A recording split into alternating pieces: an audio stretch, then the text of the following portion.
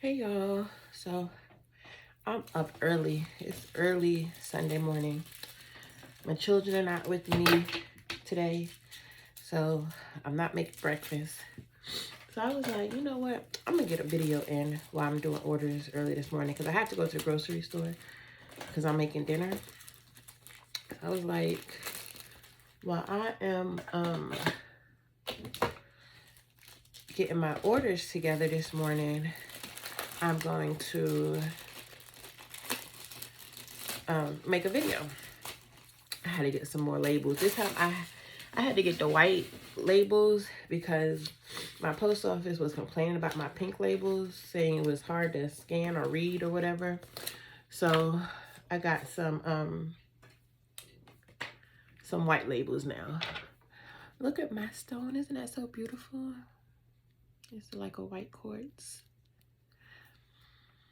I don't know why I smelled it, but I keep it next to my desk. I just had to move it out the way because I am putting this, trying to put this label on here. I'm trying to think, what side? I think it's this side. Oh.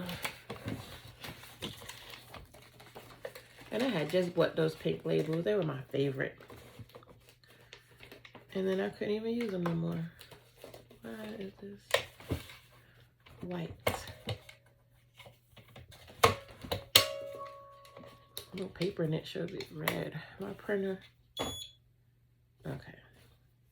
Yes. No, not blue. Yes, red. Okay. Got my printer ready. And let me hook up my printer to my laptop. And then I will get started with my message. Because I have a very controversial message today. And I'm not going to even lie. I'm kind of nervous about putting it out, but I feel like it's necessary for me to put it out. And if it steps on anyone's toes, this message is not particularly meant for any one person. But if it steps on your toes, like they said, if the shoe applies, wear it. What glasses are these?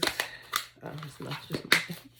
I have some new glasses somewhere, and I wasn't gonna put them on today, but I was like, I'm trying to move this stuff out my way so I can make room. But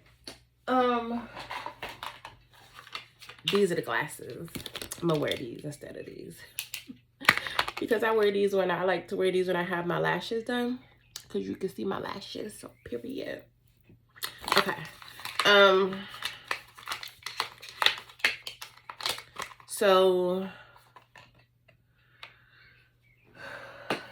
oh yeah, I bought these pens from Dollar General, I think it was. Oh, they're so cute. It's the Jolly Rancher flavor. They don't really smell like it. I don't know, because I have another one that I use. I think that it's in my pocketbook, and it's like I can't remember which one it is, but I think it's Mike and Ike's, but it doesn't really smell like it. And this one is Reese's Pieces. Anybody who knows me knows I love pens. Like, pens are my favorite. I love pens. I love notebooks and anything cute. Like, I'm such an easy person to shop for. Like, you can buy me anything pink, anything cute, and I'll be like, yes, I love it, thank you. That's just me. But so yeah. And also I got on the scale like yesterday, or maybe the day before yesterday, one day this weekend. I have gained 40 pounds, y'all. Like, I can feel it, I can see it. And at the end of this month, I am going on a cleanse, a detox. I'm going to lose this 40 pounds by the end of the year. By the end of the year. By December 31st, 2022, I'm going to lose this 40 pounds. Watch and see. But in the meantime, I'm eating some Whoppers. I got some other candy, but I'm not going to eat it today or eat it just yet. I'm going to eat it later, probably after dinner. You know, my label folder. And I have some coffee. But I was like, this is why I gained 40 pounds, because I can eat what I want to now. Eat all the candy in the morning before breakfast. I want to. Do what I want. But,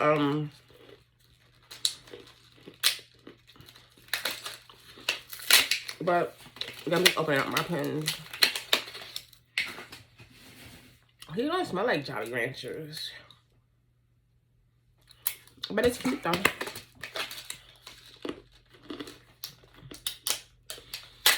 Open up my Reese's, see if they smell like Reese's. I don't know if I just drew.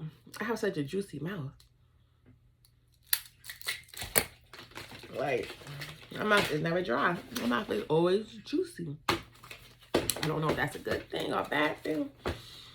But yeah. So, I have a new notebook. Told you I love notebooks too.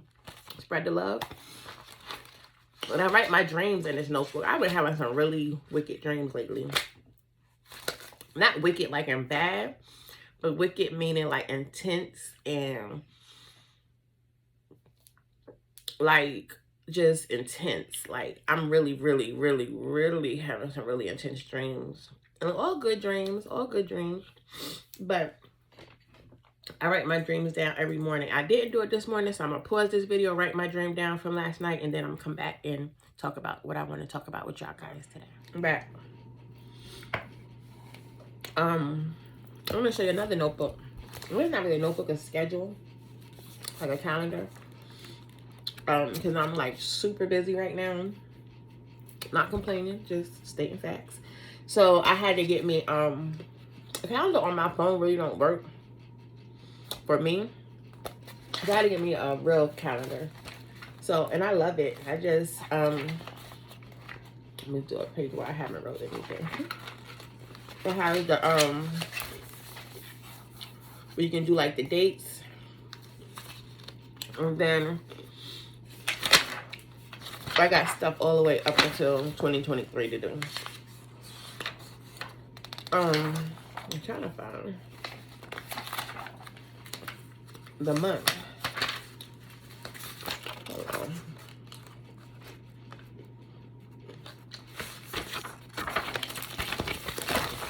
Then I have the month. Yeah, it's so wonderful. It keeps me honest. Because I'll make a plan in a minute and then not realize that I have something else to do that day. And another thing, I was talking to my daughter the other day, and she was saying like it's so hard. Like she feels like she doesn't get recognized a lot in school for like her hard work and her dedication and staying on track.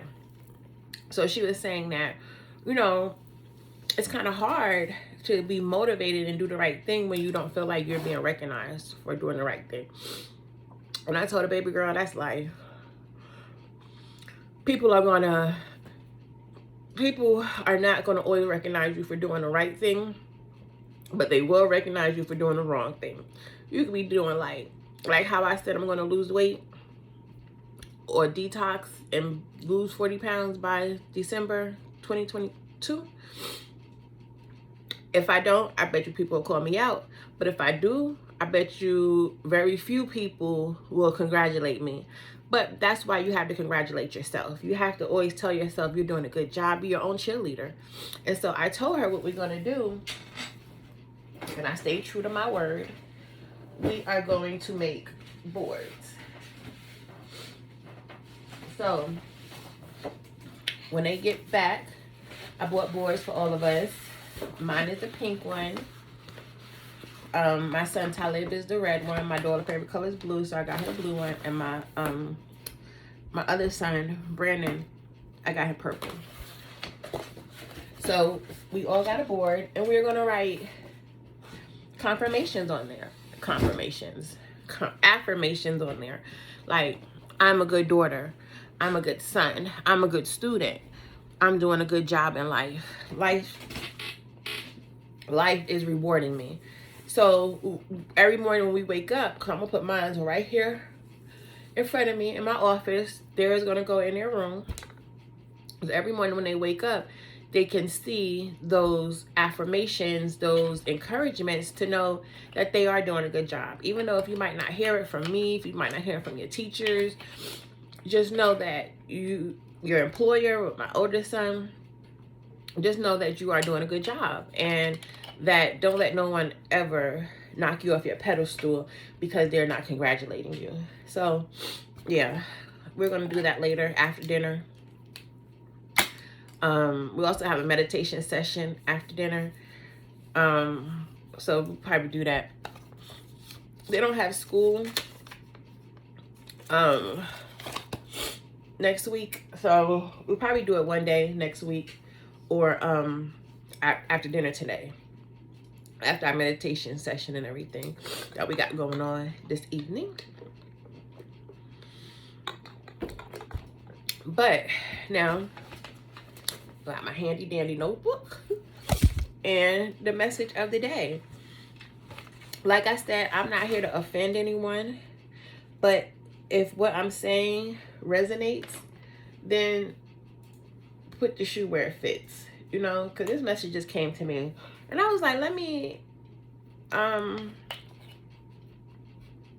because I think about this a lot. So I was like, let me share this, because I feel like this is so true in this day and age where we are trying to become the best us. We are trying to succeed in life. We are trying to heal our traumas. We are trying to heal as a people.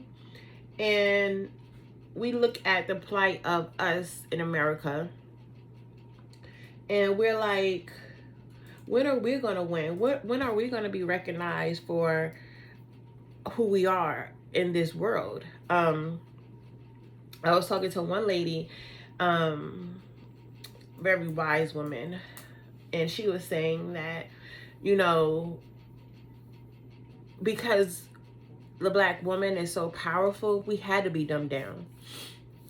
We had to be knocked down on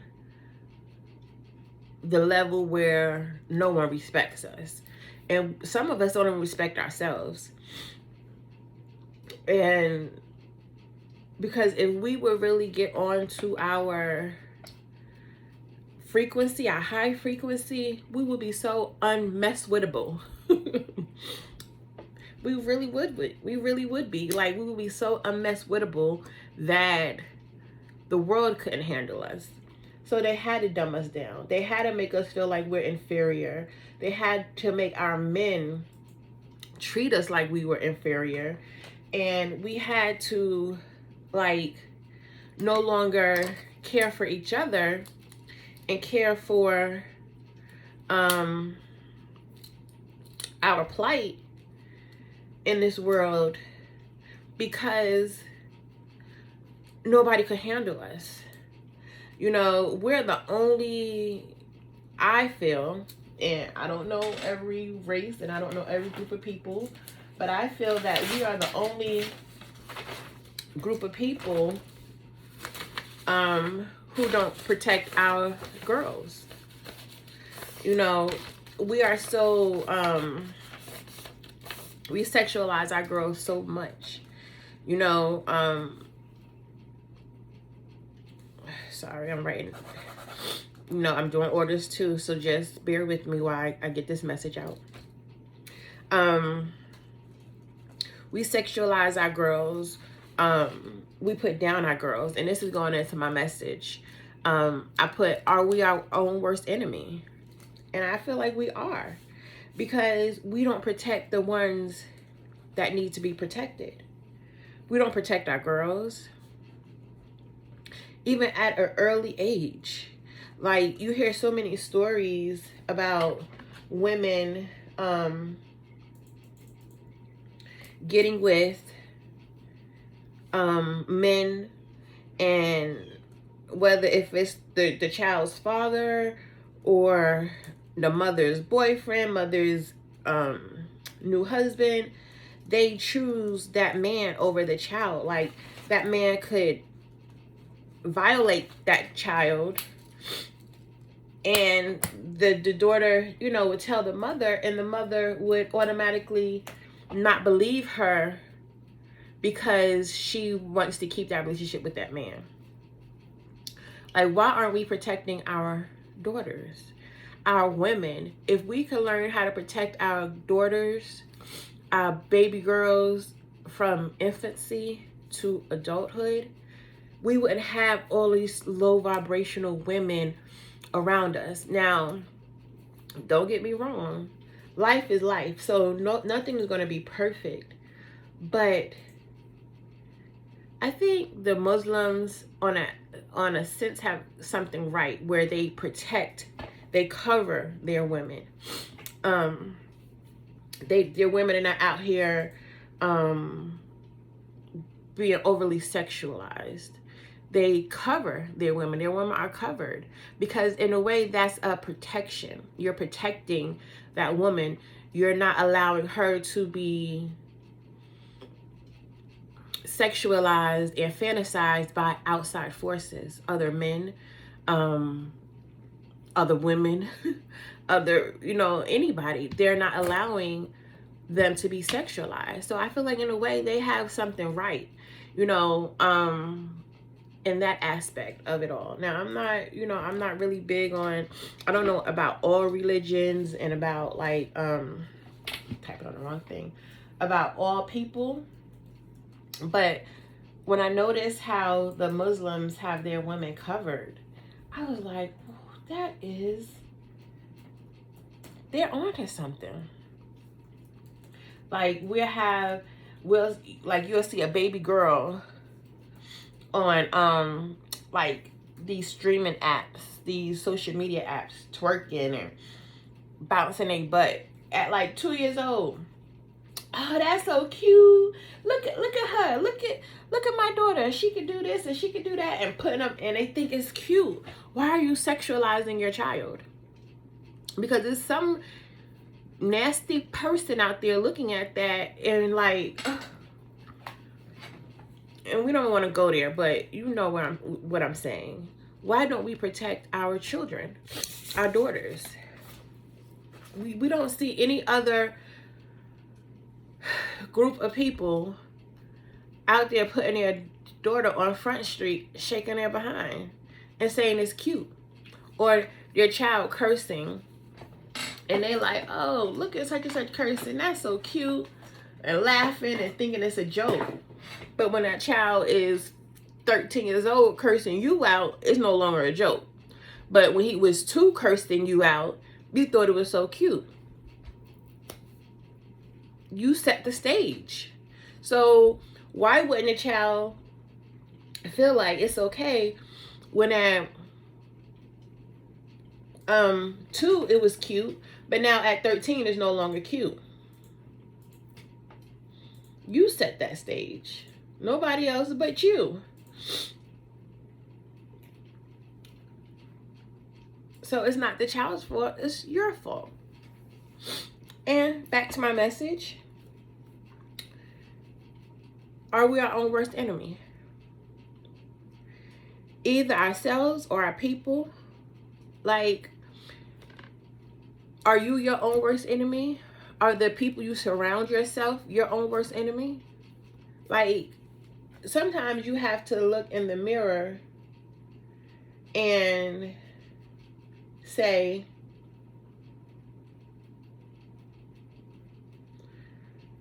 what am I doing wrong? Why aren't things the way they're supposed to be?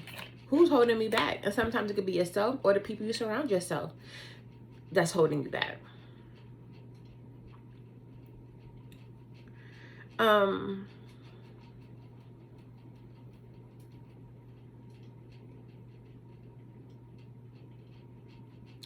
And how are we supposed to be better when the people that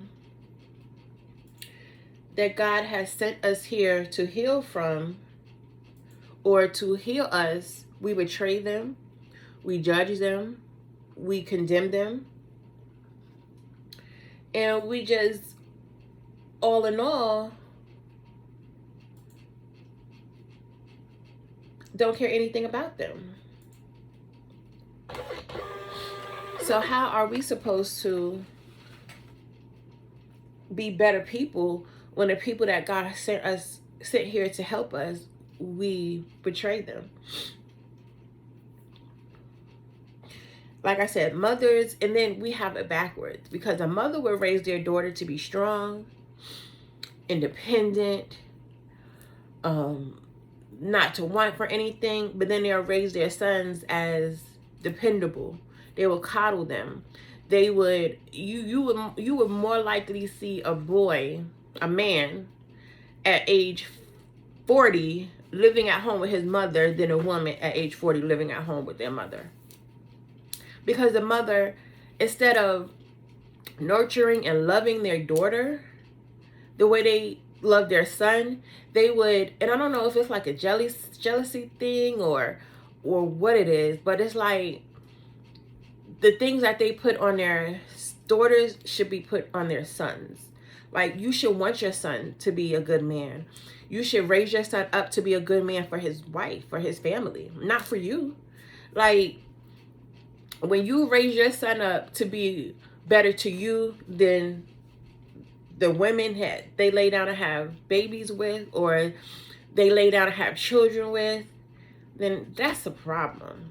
But then with your daughter, you will be like, oh, you need to stay with that man.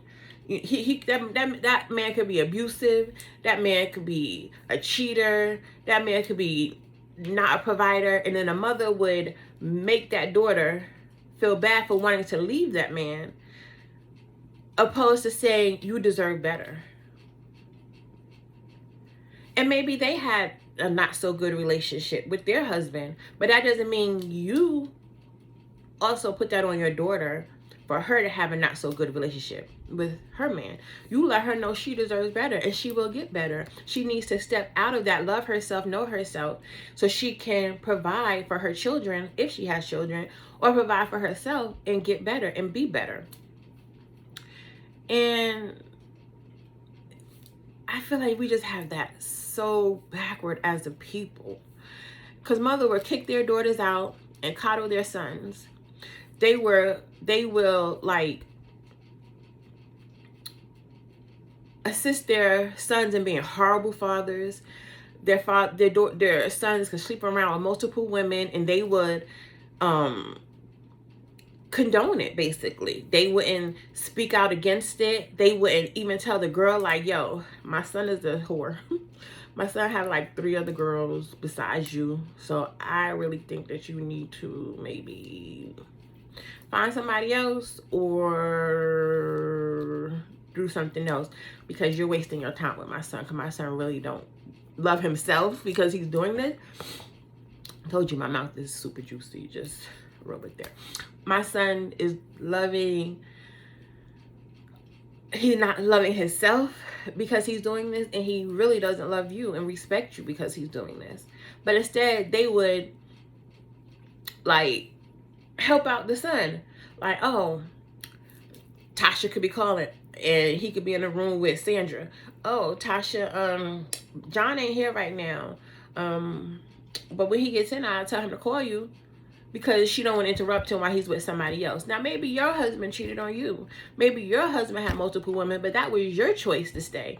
Why do you think it's okay for your son now to be doing the same? You know how you felt when your husband, or the man you decide to be with, cheated on you. So why do you think it's okay for another female to feel that way? Like, we don't protect our girls. We don't protect our girls at all. We let our sons get away with it, and then when our sons are 50, 60 years old with nothing on, they still living in your house, don't have nobody no guidance, no nothing. They lost in the sauce. You're like, oh, what did I do wrong? A lot, okay? A lot. But again, and now if that was a girl and she was out there sleeping with multiple men, being her best self or her worst self, the mother would tell the girl, you're doing wrong. Why are you doing that? You got a good man at home. You need to be at home with that good man. Like, why is it like that? I don't understand it. I do not understand it for one bit. I don't. And then mothers would like set their daughters up for failure. They would get their daughters involved in so many different things and give their daughters bad advice. And then when their daughters do something wrong or make a wrong decision, they quick to judge and condemn their daughter. And how are they supposed to grow? And how are we supposed to grow as a nation when our elders, like, we have no more elders. We have no more pillars in society. Like, my grandmother was a wonderful woman. Wonderful woman. But we don't have those grandmothers anymore. We don't have those women in our lives that would tell you what's right from wrong, would stick by you when you're doing wrong, would apologize when they mess up. And not saying my grandmother might not have been the best mother, but when it came down to her grandchildren, she kind of made up for her. Like, made up for the mistake she might have made with her children, with her grandchildren. But we don't have that anymore.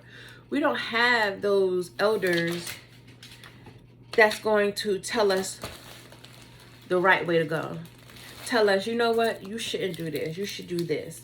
Or let me apologize to this person that I did wrong to, and show you how to be a good person in life. Like, we don't have those elders anymore. Hold on, I need to pick one thing. Back to what I was saying. So yeah, we don't have the same grandparents and elders like we had before. Like I said, I had a grandmother who might not have been the best mother, but she made up for that with her grandchildren. Like, she was a wonderful grandmother. Wonderful grandmother. When my mother would say certain things to me, like, she told me that because I've always been a chunky girl. Like, I've always been a thick girl. I always love to eat. Like, that's me. Or she told me that no one would ever love me because I was so big. No one ever loved me for me because I was such a big girl. And my grandmother was like, no, don't tell that girl that. She is going to find somebody who loves her and somebody that's going to do right by her. And I did. I had plenty of people. Some people I took advantage of, not going to lie. I didn't do right by them. And even to my life today, I have so many wonderful people that love me for me. And it's helping me get through my life. And, you know, we just don't have those elders anymore. My grandmother loved me despite of my faults. Despite of what people try to put on me, on who I was and who I am. My grandmother loved me despite that. And so I'm looking for the wrong one. Sorry, y'all. I told you I'm doing orders and this at the same time. And we don't have those same grandmas anymore. You know, like, we need real elders. So I am changing that generational with my children. I wasn't always a good parent. I didn't start off as You know, I was young when I had my first son. I was 17 years old when I had my first child. So a lot of mistakes I made. But one thing I am doing as an adult, as a 40-year-old woman today, is correcting my wrongs. I am trying to be the best mother I can be to all my children today. You know, I don't let them get away with different things. I talk to them, and I don't let them see me in situations that I wouldn't want to see them in. You know, and unfortunately, we don't have a lot of that. We have messy old people. We have old people who create drama and hide their hands. We have old people who feel like because they're elders and they're older that they should be respected even when they don't deserve the respect that they feel like they should get. And sad to say that those people aren't really going to be happy in life. They're not happy. And they are raising unevolved, stressful children. And then instead of trying to correct it and be good grandparents, they just continue on that same destructive pattern. And that's what's sad, because it's like, you know, they would give everybody out here in this world, strangers, so much grace and so much forgiveness, but when it comes down to their own family members, they're quick to judge, they're quick to not forgive, they're quick to look at them and be like, ugh, they're living their life in sin. When, by saying that, you're living your life in sin too, because who are you to judge? You're not God. God didn't put you on this earth to judge anybody's life. God put you on this earth to love and help people. And the same people that God put you here to love, you are tearing apart. And then you think your life is going to go somewhere, or you think you're going to be blessed. You're not, because you're not doing what you're supposed to do. You know, so many, you know, they want to blame so much on the crack era, the drugs, but all of that was a choice. Like, if you are 70, 60 years old now and you was on drugs when you were 20 and 30 and you're not on drugs now, or maybe you're still on drugs, that's your choice. You are choosing that life. Nobody is making you choose that life. You are choosing that life. And I'm just reading my notes. And we have, like I said, we have messy old people. We have drug addict old people. We have elders who come, who care more about themselves than the people they are supposed to protect. That's just what I just said, and that's what I wrote down. They care more about themselves and their lives than the people that God put them here to protect. But I thank God I'm nothing like those mothers. I'm nothing like my mother. I'm breaking generational curses. I wrote that down. And I am nothing like my mother. And that's no shade or no dig into how my mother raised me and the things that she did for me or not did do for me. But I'm nothing like her. And the same thing, I don't want my children to be like me. I don't want my children to be a parent how I was a parent. I want my children to be better than my parenting. I want them to choose life better, and they are. Because like my oldest, he is 24.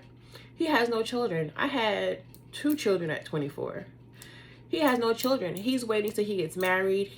He's stable in his career before he has children.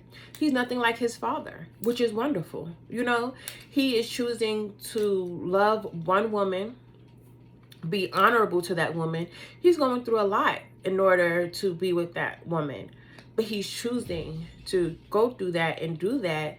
So it's like he's nothing like his father, and I'm grateful for that.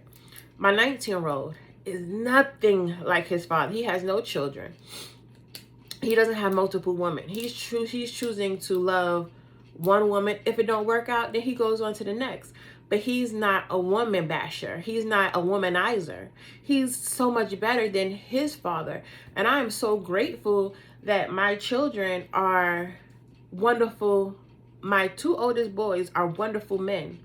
They might not be where they want to be in life right now. And we all, when we are young, have to get to that place where we are where we want to be. I'm 41 and I'm still not where I want to be in life. I'm getting there, but I didn't realize my worth until I got put in a situation where I had to realize my worth. Now I know my worth. So I'm going to get to where I'm going to go. But my children are realizing their worth at such a young age. So by the time they're my age, they're going to already be where they want to be and just coasting through life. And I'm so grateful for that. I am so grateful for that. I have wonderful, wonderful young men. Wonderful young men. And I credit myself for that. I credit myself for being a wonderful mother, allowing my boys, my men, my young men to make mistakes and not condemn them for those mistakes. I didn't coddle them because they are men. First of all, they both work 2 jobs. They both know they need a job in order to get anything in life. They don't have any children because they know they need to be successful in life in order to have children. So I'm not coddle them in any way, but I'm teaching them how to be men. And the same thing with my 12-year-old. I'm teaching him how to be a man. They said a woman can't raise a man. I think sometimes a woman can raise a man better than a man can raise a man, because sometimes if that man is not right in his head, he's teaching those same destructive patterns to that boy.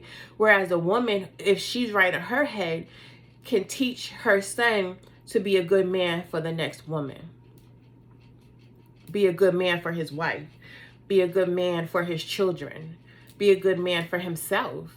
You know, like my 12-year-old, I told him the other day we were out and I was pumping gas, and I like, do you know how to pump gas? He was like, yes. I said, okay, every time you're in a car with a woman, you get out the car and say, do you want me to pump the gas for you?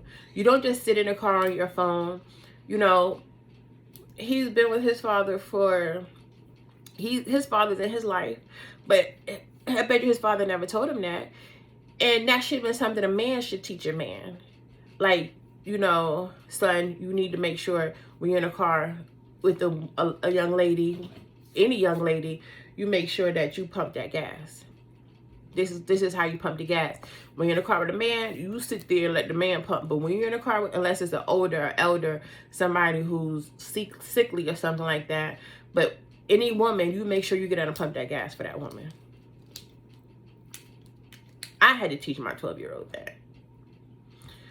But that's neither here nor there. I just thank God that I'm nothing like the mothers that I see. Because a lot of them are broken, have their own issues, and opposed to wanting to get help and do the right thing, they take it on their children, opposed to getting help for themselves. And I just thank God that I'm not raising broken children and children that will look outside themselves for validation. I just said that, and I wrote that down too. I thank God I am raising strong men. I thank God that I'm raising a strong girl, a girl to love herself and know that she doesn't need anybody to love her. Yes, she's going to have boyfriends. Yes, she's going to talk to guys, but she's not looking for love and validation from that guy. If that guy leaves, she knows she's still going to be okay. She don't need a man in her life to make her her. And she's seeing that from her mother. I don't need a man in my life to make me me. I'm already me. I'm going to be me with or without a man in my life. Any man that I get in my life, all he is going to do is compliment me in what I'm already got going on. He's not going to make me. He's going to compliment me.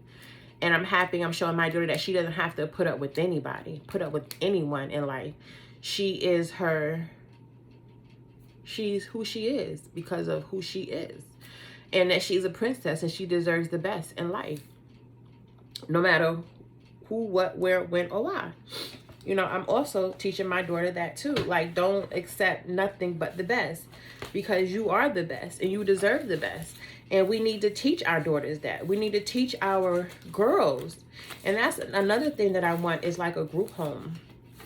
And not another thing I want. Another thing I'm going to create is a group home for girls coming up. Because I was a single parent, teenage mom, and you know, I had a support system. I had someone there to help me with my child. My mom, she helped me with my child. And I want to be that for other young women. I want them to know that they can do it. That they can be the best that they can be. Just because you make a mistake in life, that doesn't dictate the rest of your life. You take that mistake and you build on it. Like they said, make lemon. You make lemon out of lemonade. It's the same thing. We're gonna make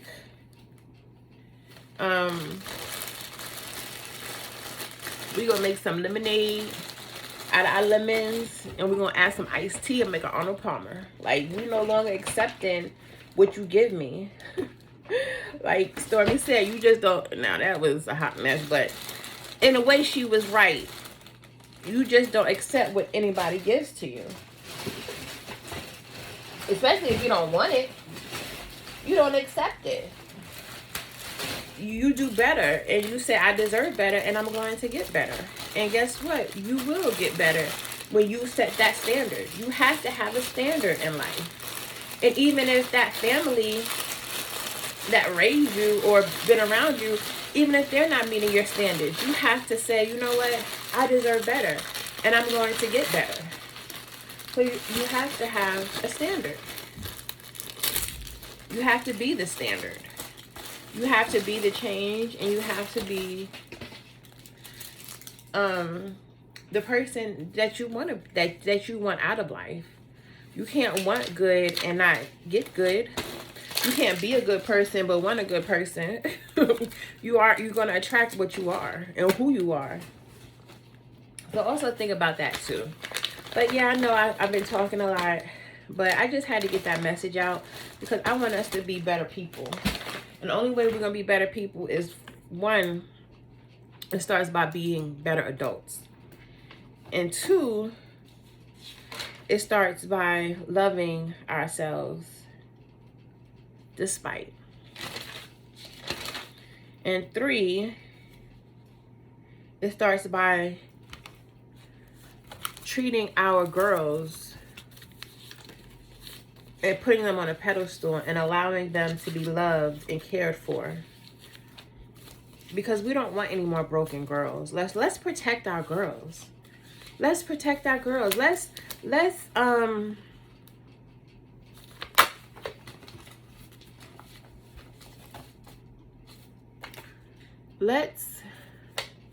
normalize protecting our girls. Why can't we normalize protecting our girls? Because at the end of the day, they're the one that's going to bring our babies. They're the ones bringing our babies into this world. So if we got a lot of broken mothers,